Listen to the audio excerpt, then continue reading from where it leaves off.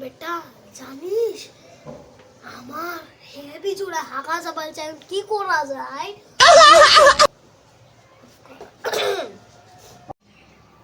আমারও তো হেভি এখন কি করব তাই বল বন্ধু।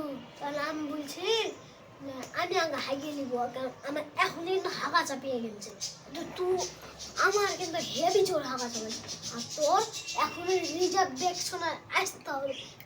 আমার আগে করলে তো তাহলে ভালো হবে, বুঝেছিস? আর বেটা এটা তো ভালো কথা না, তোর বাড়ি কিন্তু নষ্ট করে দেবো হাগিয়ে লাগিয়ে।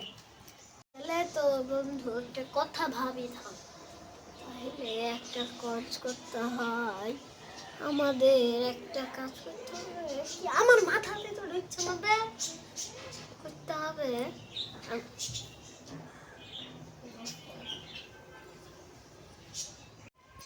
তাহলে আমি একটা কথা ভাববো, তাহলে আমি অর্ধেক অর্ধেক করে একটা দেওয়াল করে নেবো, বুঝলি? তাহলে তো দেওয়াল অর্ধেক করে নিতে হবে, ইট কিনতে হবে, তোর অর্ধেক আমার অর্ধেক টাকা দিয়ে, না হলে তো হাওয়া মাগার বাড়ি হয়ে যাবে। আর দেওয়ালের টাকাও না আমার, মিস্ত্রিকে ভাড়া দিতে হবে, ওই টাকাটা আমার কি করবো এখন বেটা তুই বল। না না বন্ধু, এটা তো কোনো কথা না। আমার আমার আমার তো হাগা বাড়িয়ে যাবে তুই হাঁটতে হাঁটতে।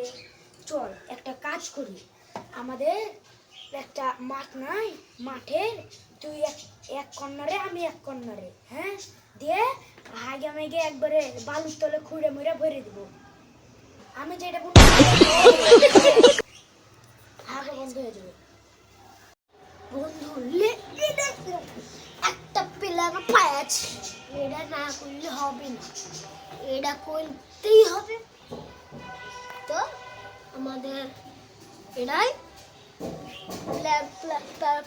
প্যালান ধরে গেছে মাথায়, বুঝলি? এটাই করতে হবে। আমার তো একটু খাওয়ার কি করা যায়?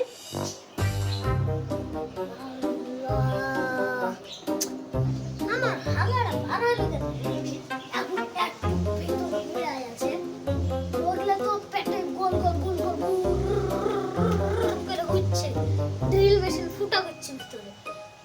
বন্ধু তোর কি ড্রিল মেশিন ফুট করছে? আমারও তো এরকম করছে, ড্রিল মেশিনটা ফুটা করছে। তোর কি করছে? তাও আমি তো বললামই বন্ধু তোকে আমার বাড়ি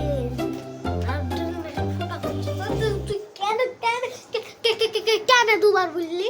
আমি বুঝতে পারলাম না তো তোর কথা।